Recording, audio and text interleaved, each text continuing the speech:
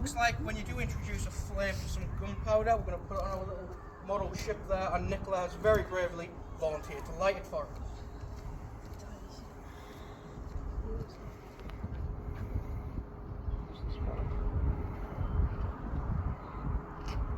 So hopefully she just stand in the right place. Like I said, makes that awful rotten egg smell. If she's in the wrong place, she will smell like that for the rest of the day. But normally she's quite good and she stands in the right place. So whenever you're ready. So there you go. Not quite the big explosion you might have been expected. More like a magician's trick than anything else. However, it does behave completely differently when you put it down into a confined space with only one way to leave. So let that start down.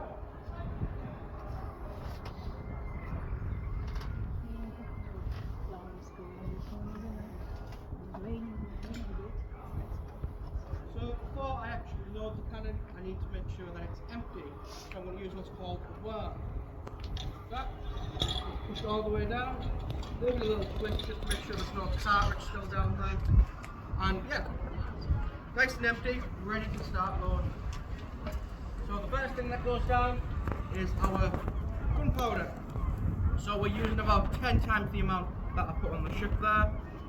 That gets pushed down with a wooden ramrod. For the most part, we like to use wood because it doesn't cause a spark. And again, that's the last thing that we need when we're working with something as hard as gunpowder. Next, get this bit of knotted rope. Normally, this would be a cannonball, but the people with the boats over there, they don't get too happy when we sink their boats, so we'll have to make do with this instead. So that gets pushed right down there, all the way to the bottom, and we're now done with the barrel. So the next step is to make our fuse. So in order to make our fuse, we use a copper or brass spike.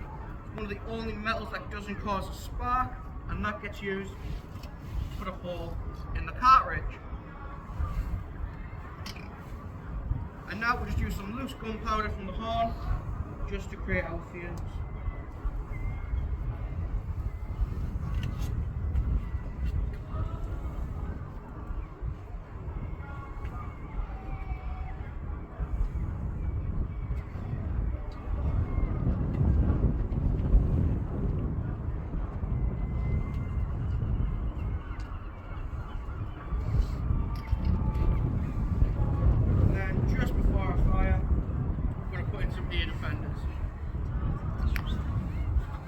You should be absolutely fine from where you sat because we fire every single day to stop us going dead.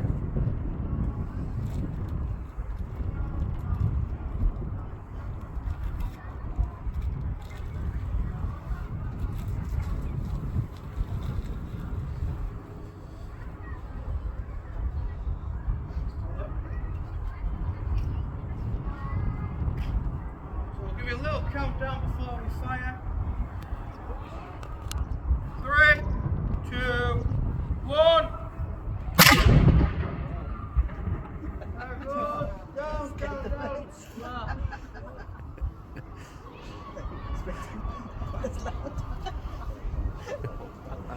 Yeah. I saw the other stop and he run away and then cover her ears. And I was like, yeah, no. Well, it's quite louder than some of these were expecting. So what we need to do now is we need to make sure that it's empty. So the worm goes back down.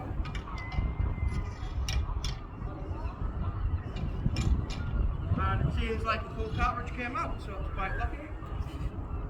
So normally what you would do here is you would take your sponge here, you would put it in some water and push it down just to put out any embers. Then you would put a dry one down and you do the whole process over and over again. Since we are firing only the once today, what we're going to do is give it a bit more of a thorough clean. So what we need is a bucket of water, sponge on a stick, and Nicholas' fireproof finger. So we put some of the water down the barrel.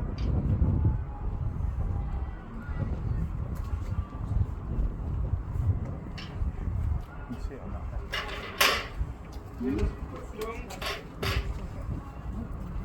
And we go 3, 2, 1.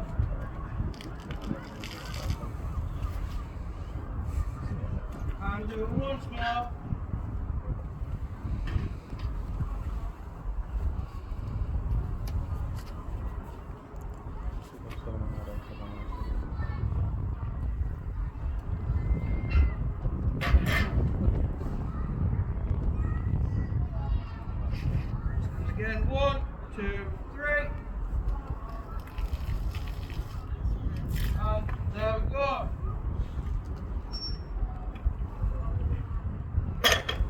So that process is known as whirling for obvious reasons. So that just brings us to the end of our display. I do hope you've enjoyed that. If you have any questions, feel free to ask, or if you'd like to have a closer look at any of our swords or the cannon, feel free to do so. As for our other displays throughout the day, we have fighting ships, which is on every hour on the hour. That's just past the green shop.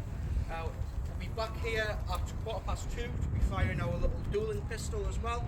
And then we do have also various little things that are on all the times will be on the blackboard.